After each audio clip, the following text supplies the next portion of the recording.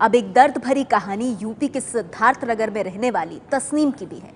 तस्नीम को उनके पति फरीद ने व्हाट्सएप पर तलाक दे दिया। जरा सोचिए। रणवीर सिंह की ये रिपोर्ट देखिए आप। व्हाट्सएप पर तलाक, हैरान रह गए ना? लेकिन जरा सोचिए, ट्रिपल तलाक की ये दास्तान जिस महिला की है वो कितने सदमे और दर्द में होगी। रमजान में 24 जून को व्हाट्सएप पे तलाक लिख के भेज दिया। अब मेरे विकलांग बेटे और मेरी बेटी को लेके मैं कहाँ जाऊँ, किसके सहारे रहूँ? मेरी बेटी जो पैदा हुई है उसको फरीद ने देखा भी नहीं। 5 साल पहले यूपी के सिद्धार्थनगर की रहने वाली तस्नीम की शादी मोहम्मद फरीद के साथ हुई थी। शादी के वक्त फरीद अलीगढ़ मुस्लिम यूनिवर्सिटी से पीएचडी कर रहा था।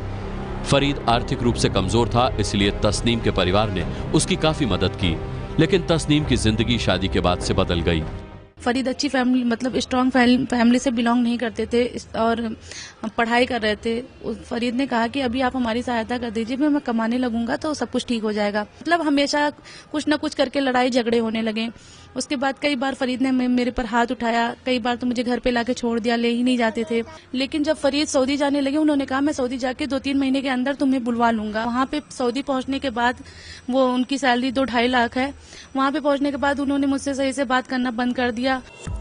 सऊदी जाने के बाद फरीद ने कभी मुड़कर नहीं देखा। तस्नीम उसकी राह देखती रही। फरीद तो नहीं आया, लेकिन एक दिन अचानक फरीद का यह मैसेज आ गया जिसमें लिखा था तलाक तलाक तलाक।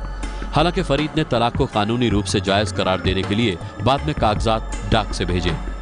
4 जून में आने वाले थे, सास मेरी गई और फरीद के आने में जब 4 दिन ही बाकी था तो वहां से मारपीट लड़ाई झगड़ा करके वो मेरे दोनों बच्चों को वहीं पे छोड़ के, मुझे छोड़ के भाग आई। उसके बाद फिर उन्होंने फरीद से ऐसा पता नहीं क्या कहा कि फरीद ने तब से मुझसे बात करना बंद कर दिया। 4-5 दिन बाद मैंने भी वेट किया, जब कोई नहीं आया तो मैं अपने भाई के साथ, मेरे भाई वहाँ पे रहते हैं मेरठ में, उनको बुलाया और मैं घर आ गई। और जब मैं घर आ गई तो फिर उन्होंने रमजान में 24 जून को व्हाट्सएप पे तलाक लिख के भेज दिया। तस्नीम 28 साल की है और अकेले ही अपने 2 बच्चों की परवरिश कर रही है। उनका 2.5 साल का बेटा दिव्यांग है और 6 महीने की एक बच्ची है। तस्नीम के ससुर का कहना है कि वो अपनी बहू को इज्जत के साथ वापस लाने को तैयार हैं।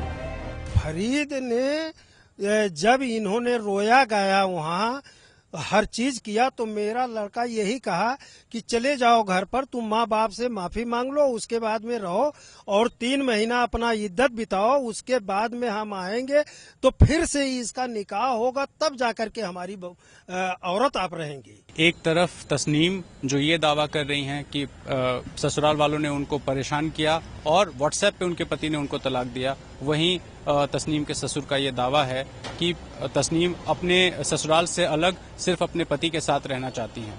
सवाल बहुत सारे हैं, देखना होगा कौन सही कौन गलत।